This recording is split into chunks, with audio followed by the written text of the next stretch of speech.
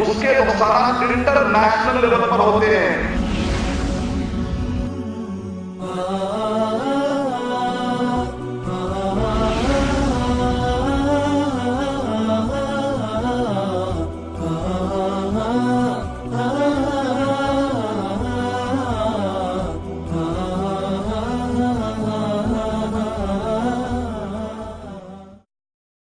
अस्सलामु अलैकुम वरहमतुल्लाहि वबरकातुहू। अब मैं आप तमाम के सामने शेख अरशद बशीर मदनी हफीज़हुल्लाह का मुख्तसर सा तारुफ रखना चाहता हूँ। शेख अरशद बशीर मदनी हाफिज़ हैं। आपका ताल्लुक़ हैदराबाद से है। आप उमराबाद में आलिम और फजीलत का कोर्स मुकम्मल करने के बाद आप मदीना रवाना हुए। अल्हम्दुलिल्लाह मदीने तैयबा में आपने तखस्सुस फिल हदीस में सनद हासिल की।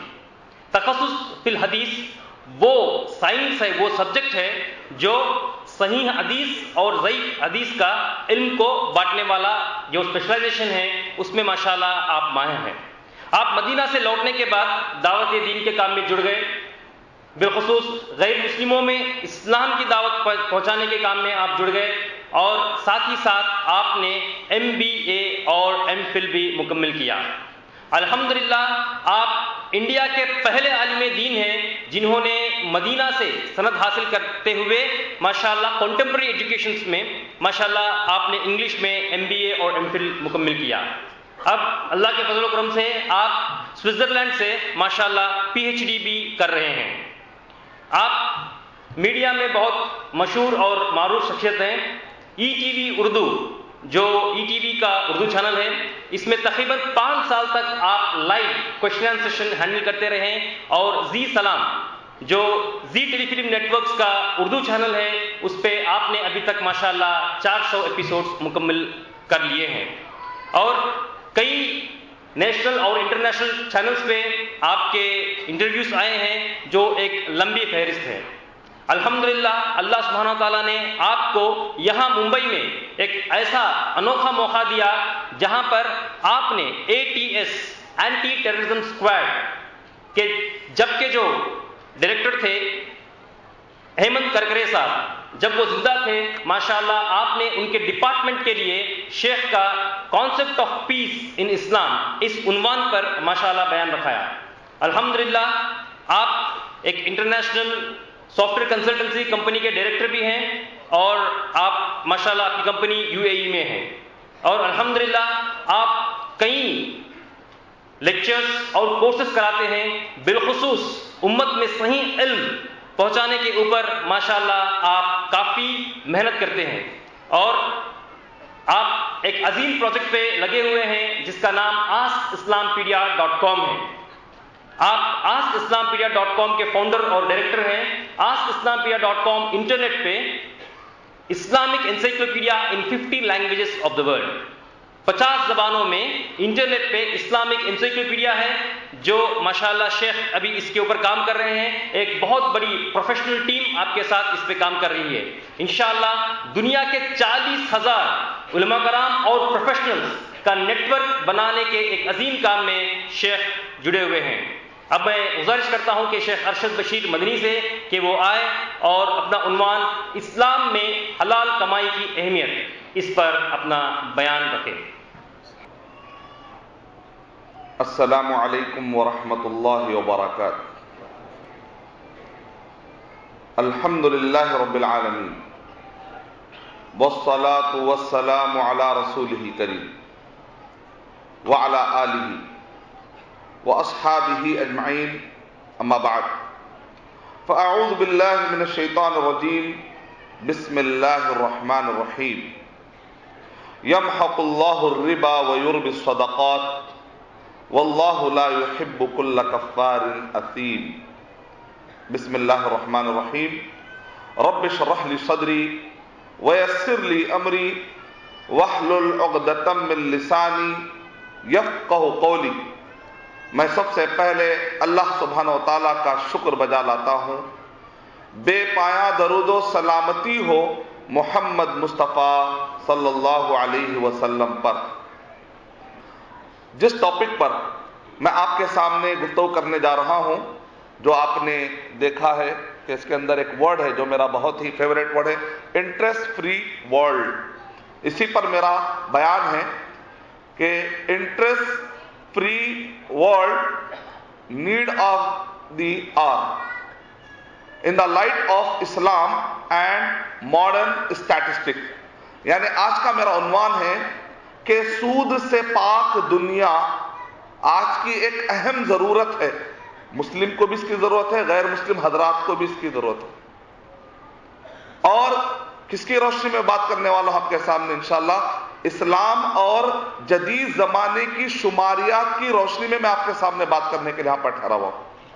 और जब मैं ईटीवी उर्दू पर जब मैं 5 साल मैंने कई सवालात अल्लाह ताला ने मुझे हैंडल करने का मुझे मौका दिया, तो उस वक्त पर एक सवाल मुझे बहुत ज्यादा आता था। वो ये है कि इस्लाम औरतों को आगे बढ़ने की इजाजत नहीं देता, इस्लाम औरतों को खवातीन को बुर्क़े में रख देता है, बिहाइंड द वेल इस्लाम क्या करता है, डिग्रेडेशन, इस्लाम डिस्क्रिमिनेशन करता है, खवातीन को आगे बढ़ने नहीं देता। तो ऐसे वक्त पर मैं उस वक्त पर जवाब दिया करता था कि तारीख में हजरत खदीजा रज़ी अल्लाह ताला अन्हा का हमें जिक्र मिलता है कि वो एक बेहतरीन तिजारत करने वाली खातून थी और दुनिया में वो तिजारत करते करते आखिरत से गाफिल भी नहीं थी। जैसा कि अहादीस शरीफ में आता है कि जिब्राइल अलैहिस्सलातु वस्सलाम नबी अकरम सल्लल्लाहु अलैहि वसल्लम के पास आकर कहते हैं कि ए नबी सल्लल्लाहु अलैहि वसल्लम, आप अपने बीवी मोहतरमा खदीजा रज़ी अल्लाह ताला अन्हा से कहिए कि अल्लाह ताला अर्श से आपके बीवी को अल्लाह सुब्हानहु व ताला सलाम सुनाते हैं। और उन्हें खदीजा रज़ी अल्लाह ताला अन्हा को लकड़ी का घर बड़ा पसंद था, लकड़ी का घर। तो कहते हैं ऐ नबी सल्लल्लाहु अलैहि वसल्लम, अल्लाह सुब्हानहु व ताला ने लकड़ी का एक खास महल हजरत खदीजा रज़ी अल्लाह ताला अन्हा के लिए बंदोबस्त कर दिया है जन्नत में। सही हदीस, ऑथेंटिक, शेख अलबानी रहमतुल्लाह अलैह ने इसको ऑथेंटिक बताया। इस हदीस शरीफ को मैं अक्सर सुनाया करता था ईटीवी उर्दू में कि नबी सल्लल्लाहु अलैहि वसल्लम के जमाने में हजरत खदीजा रज़ी अल्लाह ताला अन्हा एक बिजनेस वुमेन, एक तिजारत करने के लिए खातून का नाम हम लेते थे, तो लोग हमसे ये कहते थे कि भाई आप कदीम जमाने की मिसालें क्यों बताते हैं, आज के जमाने की मिसाल क्यों नहीं देते। तो अल्हम्दुलिल्लाह आज मैं बड़े इत्मीनान के साथ शेखा मोहतरमा नुहैरा आलिमा का मैं नाम ले सकता हूं इंशाअल्लाह। अल्लाह ताला आपकी मेहनतों को कबूल फरमाए। आप एक मुसलमानों के लिए आप एक फख्र का दरिया भी हैं, आप एक इस्लाम के लिए, इस्लामी खवातीन के लिए एक बेहतरीन मिसाल भी हैं, और हम मुसलमानों के लिए खुशी का दरिया भी है। अल्लाह ताला इस सारे काम की अल्लाह ताला गैब से मदद फरमाए, खैर खूबी से अल्लाह सुब्हानहु व ताला इसका बोलबाला फरमाए।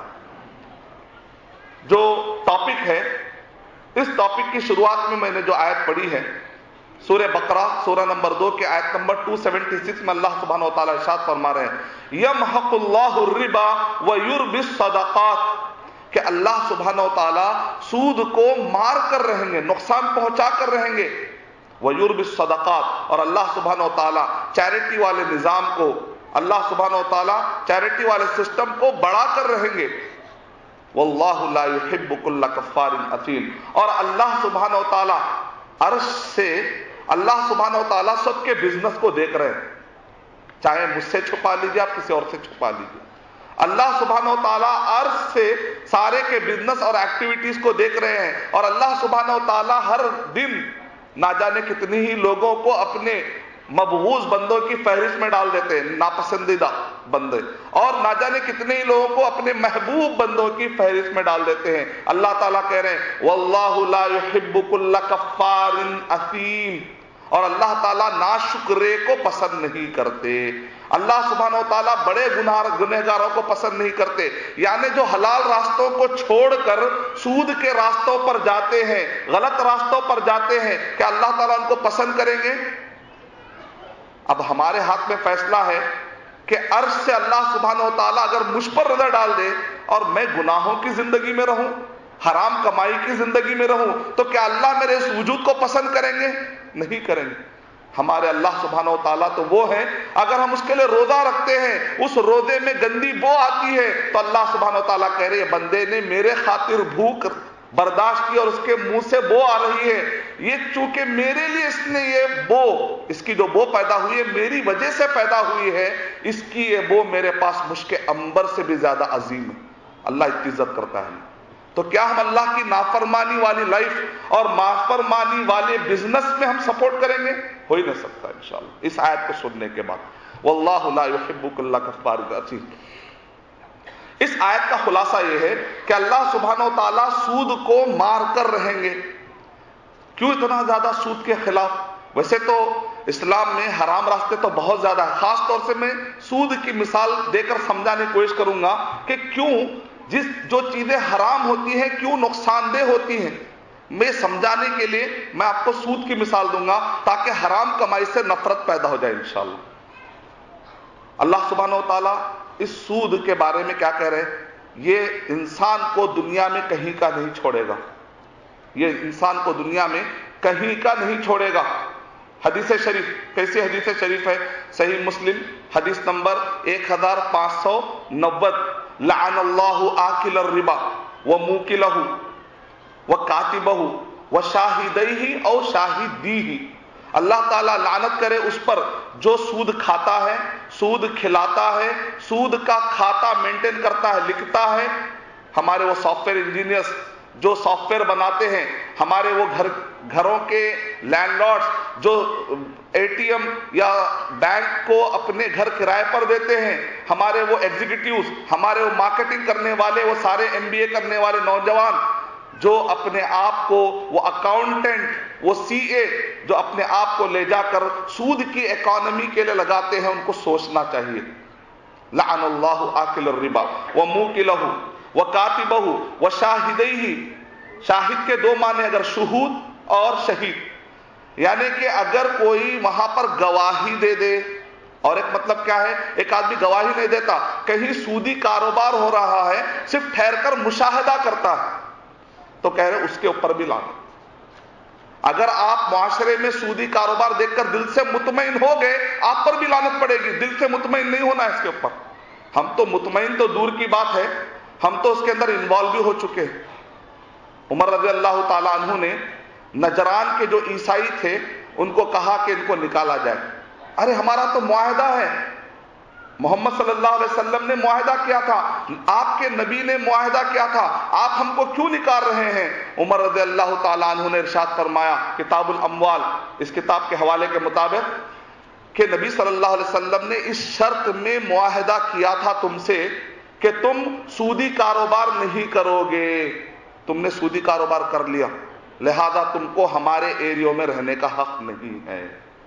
اگر آج عمر رضی اللہ تعالیٰ عنہ آ جائے, نہ جانے کتنے مسلمانوں کو اسلامی حکومت سے باہر نکال دیں گے. نہ جانے کتنے مسلمان ہیں جو سودی کاروبار میں اپنے آپ کو مبتلا کر چکے. تو یعنی کہ دنیا میں نقصان, لانا کا مطلب ہوتا ہے نقصان, چھوڑے گا نہیں. حدیث شریف میں اور ایک بڑا ہے, آخرہم قلہ, کتنا بھی وہ اونچا جائے کہیں نہ کہیں جا کر اس کو غم کے آنسو پینا ہی پڑے گا. یا تو اس کی صحت برباد ہو جائے گی, یا تو اولاد نافرمان نکلے گی, یا تو اس کو سکون اجڑ جائے گا, یا تو اس کو بزنس میں نقصان ہو جائے گا. اللہ سبحانہ و تعالیٰ سود کو کبھی مدد نہیں کریں گے بلکہ نقصان پہنچا کر رہیں گے. یعنی سود انسان کو دنیا میں پیچھا نہیں چھوڑے گا, سود انسان کو خبر میں بھی پیچھا نہیں چھوڑے گا. دلیل صحیح بخاری حدیث نمبر 1386 کہ نبی صلی اللہ علیہ وسلم نے ارشاد فرمایا, جب انسان مر جاتا ہے, سود کھانے والا انسان مر جاتا ہے, مرنے سے پہلے توبہ کی توفیق بھی اگر نہیں ملی, پتہ نہیں کہ کب مر جائے, تو کہہ رہے اس انسان کی جو روح ہوتی ہے وہ خون کے سمندر میں پھینک دی جاتی ہے. وہ اتنی بدبودار ہوتی ہے, خبر کا عذاب اس کو خون کے سمندر کی شکل میں ملے گا. جب وہ اس میں سے باہر نکلنا چاہتا ہے تو فرشتہ اس کو تاک کر مارتا ہے, پتھر لگتا ہے, پھر جا کر واپس گر جاتا ہے. سود انسان کو حشر میں بھی اس کا پیچھا نہیں چھوڑے گا. حشر کے میدان میں بھی یہ سود آپ کا پیچھا, ہمارا پیچھا نہیں چھوڑے گا. اللہ تعالیٰ اگر ہم میں سے کوئی اگر اس میں انوالو ہے تو اس میں اللہ تعالیٰ ہم سب کو توبہ کی توفیق عطا فرمائے. سورہ بقرہ سورہ نمبر 2 کے آیت نمبر 275 میں اللہ سبحانہ و تعالیٰ ارشاد فرما رہے ہیں کہ وہ لوگ جو سود کھاتے ہیں وہ جب حشر کے میدان میں قیامت میں آئیں گے, ایسے آئیں گے جیسے پاگل آتے ہیں. پاگل ایک بھرے محفل میں, کہیں شادی خانے میں اگر آپ سے کوئی ایسی حرکت ہو جاتی ہے کہ آپ کھاتے کھاتے کوئی سالن گرا لیتے ہیں تو آپ کہتے ہیں میری شرم, پوری شرمندہ ہو گیا میں. پورے آدم علیہ السلام سے لے کر قیامت تک آنے والے سارے انسانوں کے سامنے ایک انسان پاگل کی طرح آ رہا ہے. تصور کیجئے کہ کتنی بڑی ذلت کی بات. یہ سود اس کو حشر کے میدان میں بھی نہیں چھوڑنے والا.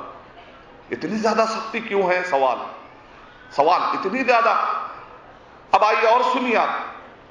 ہم سمجھتے ہیں کہ بھئی ہمارے گھر میں اگر کوئی شرابی آتا ہے تو کیا آنے دیتے ہم؟ نہیں آنے. اگر کوئی شخص مشہور ہے کہ یہ فحش کاری پھیلاتا ہے یا عورتوں کا دھندا کرتا ہے یا زنا کرتا ہے تو آپ اس کو اپنے گھر میں آنے دیتے؟ نہیں آنے دیتے.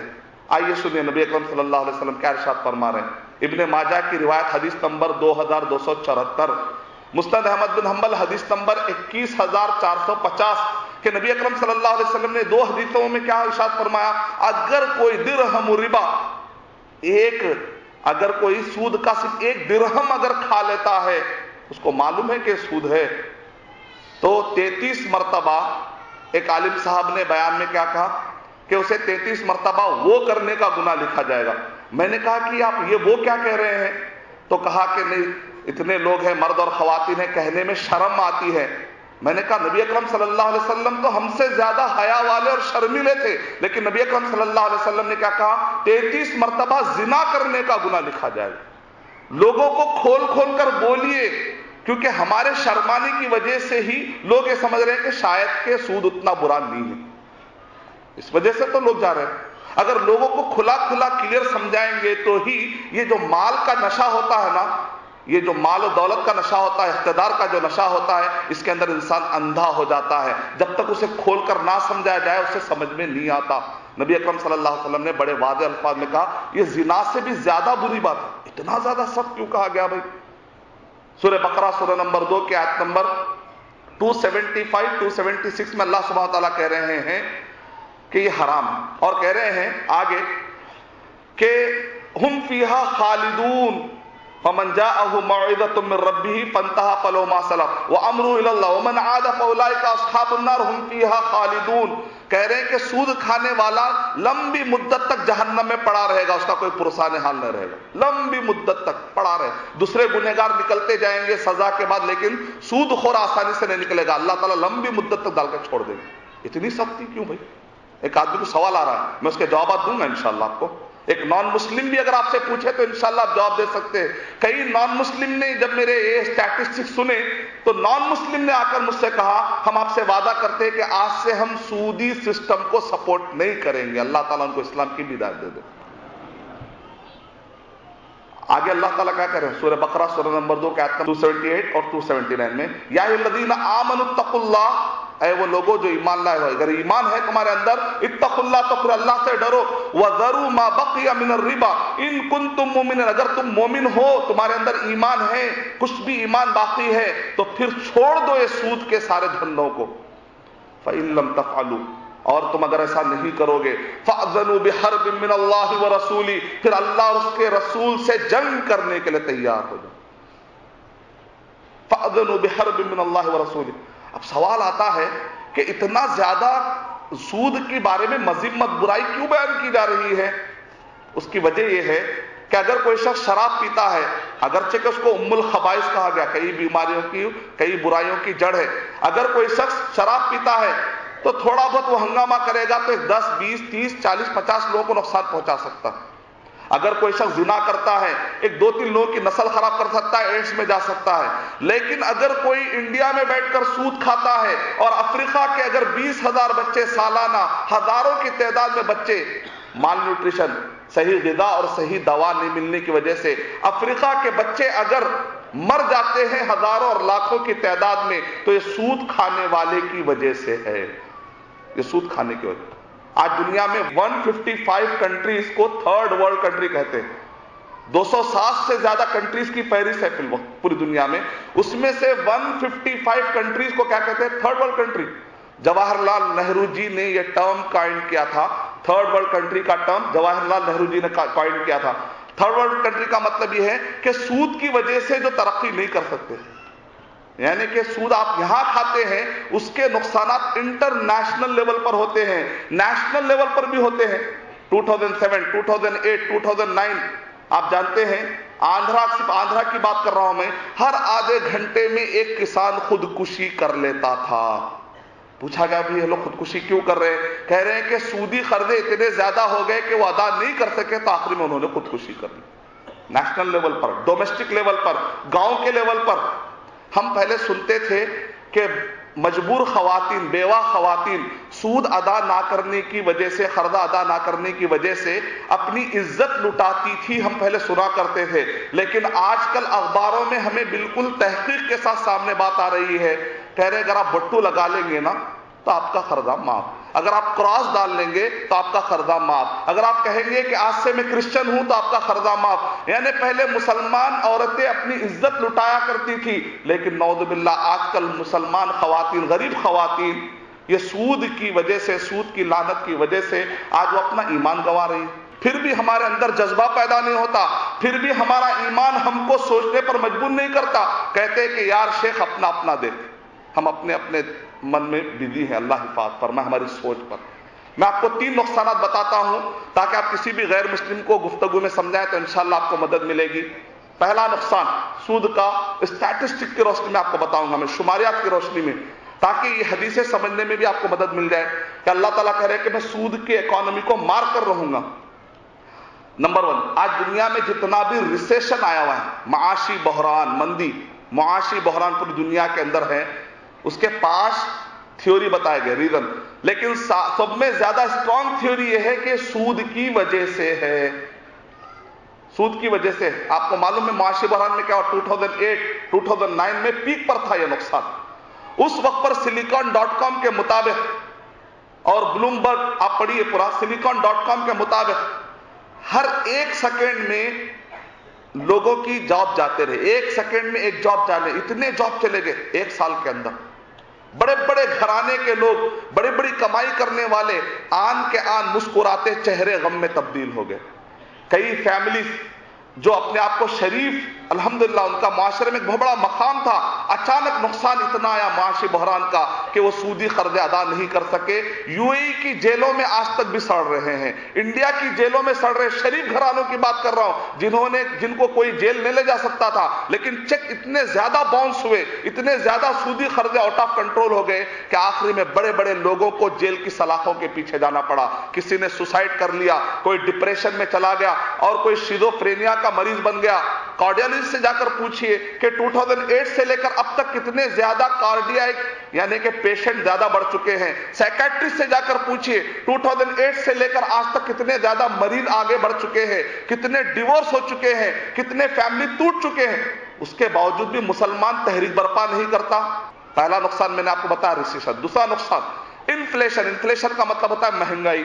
تیسرا نقصان بڑا اہم ہے، کسی بھی پڑھے لکھے غیر مسلم کو سمجھانے کے لیے بڑی آسانی کا سمجھے گا۔ اور بمبئی کے اندر لاسٹ ایئر میں نے جب بیان دیا تو یہاں کے ٹیکنالوجی یونیورسٹی کے جو پرنسپل ہیں انہوں نے کہا کہ ابھی تک میں مسلمانوں کو سمجھتا تھا کہ وہ سود کو خواہ کے بیان کر رہے ہیں، بیوقوف لوگ ہیں، لیکن میں اسٹیٹسٹکس سن کر اب کہہ سکتا ہوں کہ اسلام میں سود جو حرام کیا گیا نا، اس کی بہت بڑی لاجک ہے، زبردست کی ریزننگ۔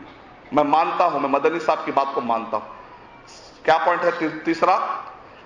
سود کی وجہ سے مال پورا جام ہو جاتا ہے، مال جام ہو جاتا ہے۔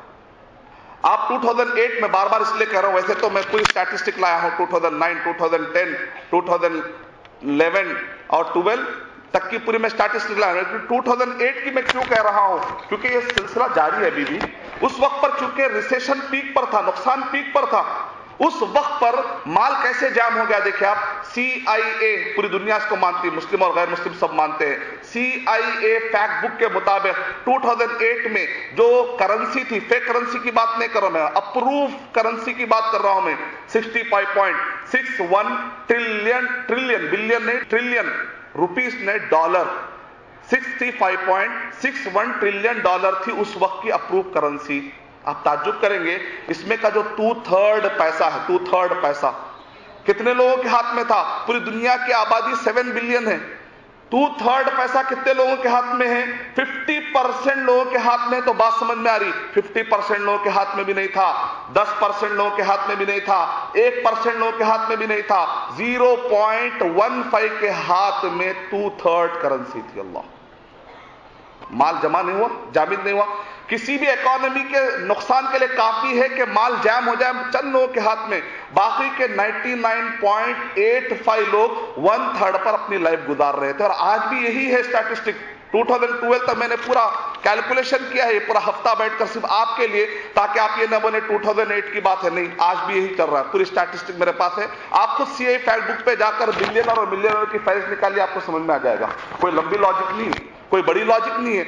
بلینرز اور ملینرز ٹریلینرز کو الگ کر دیجیے, آپ کو سمجھ میں آ جائے گا دنیا میں کتنے کیا ہو رہا, مال جمع ہو گیا. اللہ تعالیٰ قرآن مجید میں ارشاد فرما رہے ہیں, سورہ حشر سورہ نمبر 59 کے آیت نمبر 4, 5 اور 6 میں, کَيْلَا يَكُونَ دُولَةً بَيْنَ الْأَغْنِيَاءِ مِنْكُمْ, ایسا سسٹم مت بناؤ کہ مال صرف چند لوگوں کے ہاتھ میں رہ جائے اور باقی کے لوگ تکتے رہیں. ایسا سسٹم مت بناؤ.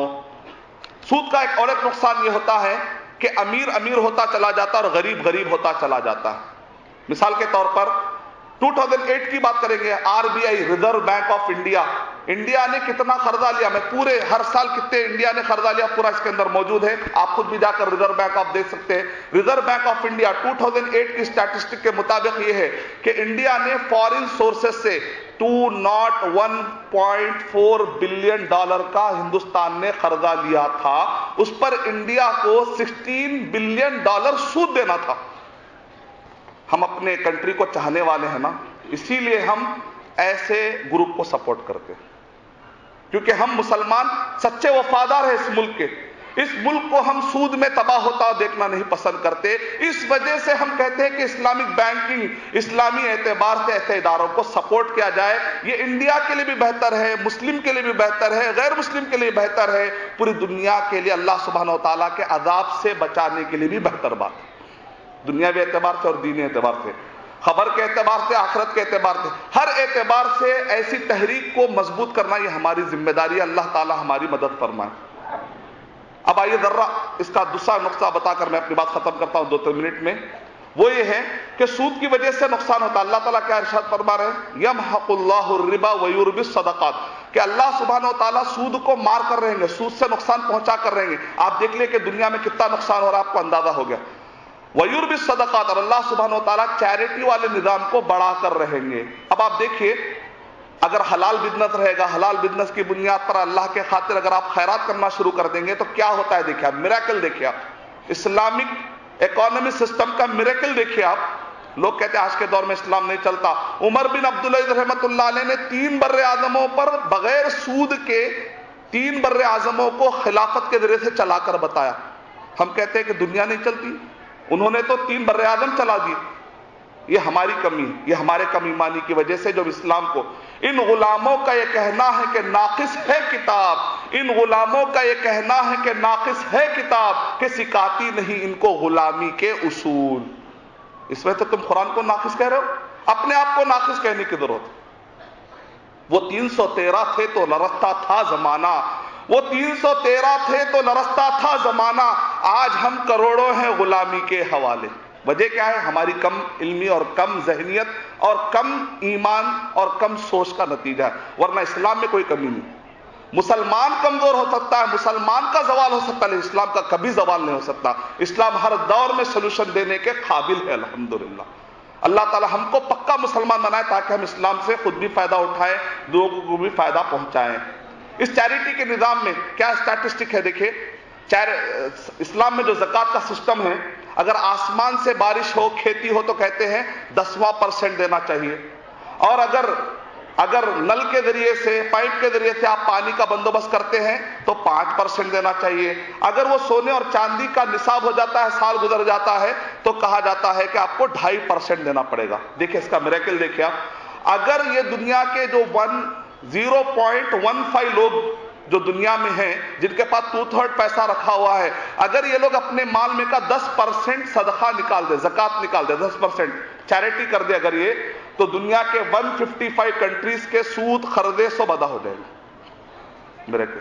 اگر یہ اپنے مال میں کا 5% نکال دیں گے تو 133 کنٹریز کے سود قرضے سب ادا ہو جائیں گے. اگر یہ اپنے مال میں کا 2.5% نکال دیں گے تو بلو پاورٹی لائن. بلو پاورٹی لائن کس کو کہتے ہیں؟ سونے سے پہلے کچھ نہ کچھ کھانے کے لیے مل جاتا ہے، لیکن دنیا میں ایسے کئی فیملی سے لاکھوں کی تعداد میں جو بھوکے سو جاتے ہیں، ان کو کھانے کے لیے کچھ نہیں ہوتا ہے. ان کو کہتے ہیں بلو پاورٹی لائن. پاورٹی لائن سے بھی بالکل بلو ہے. اگر 2.5% اگر یہ لوگ، یہ جو بلینرز اور ملینرز اپنے مال میں کا صرف 2.5% نکال دے تو سال بھر کے لیے بلو پاورٹی لائن ابو پاورٹی لائن ہو جائے گی. ایک آیت کی میں نے تشریح کی ہے. میں نے تو صرف ایک آیت کی تشریح کی. اگر میں 6666 آیتوں کی تشریح کرتا رہوں گا تو اسلام کی حقانیت پر صرف ہم کہیں گے سبحان اللہ سبحان اللہ، لیکن جب تک ہم اس کو تطبیق نہیں دیں گے، جب تک ہم اس کو اپلائی نہیں کریں گے. ایک آدمی اگر دودھ میں شکر ڈالتا ہے پھر پیے گا تو اس کو میٹھا نظر نہیں آئے گا. اس کو کیا کرنا پڑتا ہے؟ اچھا ہلانا پڑتا ہے، تب جا کے شکر کیا کرتی ہے؟ دودھ میں گھلتی ہے. صرف مسلمان بول لینے سے کافی نہیں ہوتا، اس اسلام کو اپنے زندگیوں میں اپلائی کرنا پڑے گا. اس شکل میں محنت کرنا پڑے گا، اور یہ محنت کرنے کے لیے ٹینشن آئے گا، یہ محنت کرنے کے لیے آپ کو 10 جگہ سے تانے آئیں گے، یہ محنت کرنے کے بعد آپ کو اچھا کرنے کے بعد لوگ اچھا بولنا آپ کے لیے شاید مشکل، لوگ اچھا آپ نہیں سن پائیں گے. ہو سکتا تانے سنیں گے، ہو سکتا حسد سنیں گے. تو گھبرانا نہیں ہے. یہاں پر آپ کو پاور آف اخلاص بچائے گا. پاور آف اخلاص کیا ہے؟ آپ کس کے لیے کریں؟ اللہ کے لیے. پبلک کیا بولتی؟ چھوڑ دیجئے. پاور آف اخلاص. اگر پاور آف اخلاص پیدا ہو جائے گا تو کبھی ڈپریشن نہیں آئے گا انشاءاللہ. میں اللہ تعالیٰ سے دعا کرتا ہوں کہ اللہ سبحانہ و تعالیٰ ہمیں پاور آف اخلاص عطا فرمائے، پاور آف تقوی عطا فرمائے، پاور آف توکل عطا فرمائے، اور اللہ سبحانہ و تعالیٰ ہمیں تطبیقی طور پر پریکٹیکلی اسلام کو ایسا نافذ کرنے والا بنائے کہ جس کی وجہ سے مسلم اور مسلم بلکہ غیر مسلم بھی اس سے فائدہ اٹھائے. آمین وآخر دعوانا الحمدللہ.